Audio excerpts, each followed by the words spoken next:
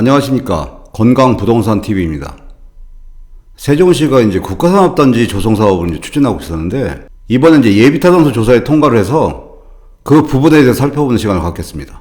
이 세종시에 이제 스마트 국가산업단지가 이제 조성되게 되면, 그동안 이제 행정중심이었던 세종시가 미래형 이제 먹거리인 산업기능이 더해지면서 이 자족기능까지 두루 갖추게 돼서 이 행복도시로 완전하게 거듭나게 되는 그런 기반되는 사업이 이 국가산업단지 조성사업입니다. 이 국가산업단지가 어디에 조성되든지 그 위치를 한번 살펴보면 이 세종시 연서면 와촌리 일대에 무려 이제 84만여 평에 조성이 되고, 이 조성되는 총 사업비가 1조 이제 5천억이에요.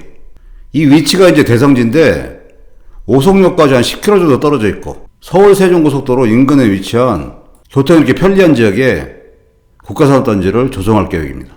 한국개발연구원인 KDI에서 그동안 이제 진행되던 예비타당소 조사가 9월 11일 날 통과를 했어요.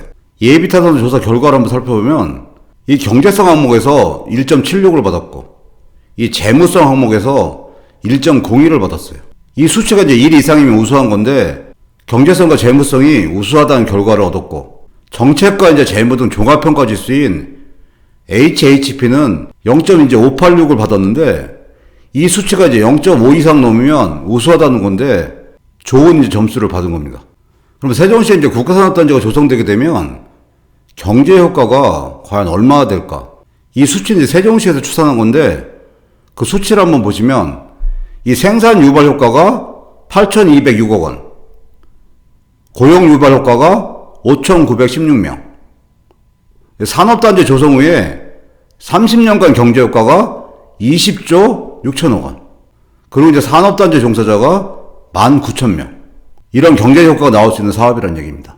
그러니까 향후에 예정되어 있는 국가산업단지 조성 일정을 한번 살펴보면 2021년에 국토부에서 이제 산업단지 계획 승인을 받고, 2022년에 보상을 진행을 하고, 2023년도에 착공을 해서 2027년 완공이 이제 목표입니다. 이 세종시에서 국가산업단지를 어떤 형태로 조성할 건지 그 계획에 대해서 한번 살펴보면, 이 세종시의 특성화 산업인 스마트시티, 자율주행 모빌리티, 바이오 헬스케어 등의 소재와 이제 부품 분야의 핵심 앵커 기업을 이제 유치를 해서 산업 이제 집적도를 높이고, 정부의 이제 소재 부품 장비 사업인 이 소부장 산업의 경쟁력 강화 정책과 이제 연계해서 소부장 특화 산업단지 조성을 추진한다는 얘기고, 그럼으로써 연구와 창업이 가능한 이 복합형 산업단지를 이제 구축한다는 얘기예요. 현재 이제 세종시에는 이 스마트시티가 이제 조성되고 있어요. 그 위치가 행복도시 5-2 생활관에 조성되고 있는데, 여기에 필요한 자율주행차를 비롯해서 드론 등 첨단 산업의 생산기지는 물론이고, 그 전진기지를 넘어서 중부권의 4차 산업의 핵심 브레인 역할을 할 수 있는 그 산업단지를 조성한다는 계획을 갖고 있습니다. 이런 국가산업단지는 조성한다고 해가지고 무조건 이제 성공이 보장된 건 아니에요. 이 세종시에 조성되는 국가산업단지도 성공하기 위한 조건이 필요한데, 가장 중요한 게 어떤 업종을 선택해서 어디다 두느냐에 따라서 이 성공 여부가 판가름 나는 거고, 이 세종시 국가산업단지가 이 예상한 경제 효과가 나오기 위해서는 인구 집적이 유발되는 산업 활성화가 이제 중요해요. 그렇기 때문에 이제 기업 유치가 이제 중요한데, 그 대기업을 포함해서 수도권과 충청권에서 160여 개 기업이 입주 의사를 밝혔다고 얘기는 하는데, 이런 부분이 실질적으로 얼만큼 이제 실현되느냐가 성공의 이제 관건인 거죠.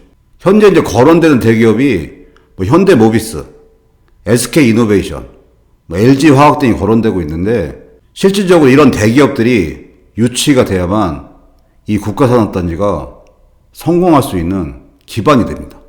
현재 이제 세종시는 엄청나게 이제 발전을 했는데, 전체적인 이제 상황을 보면 현재는 대전에서 가까운 3생활권, 4생활권, 그리고 이제 2생활권 위주로 선호도가 높으면서 발전이 됐었고, 이 5생활권이랑 6생활권은 지금 조성이 되고 있는 중이고, 1생활권은 다소 선호도가 떨어지는 경향이 있었어요.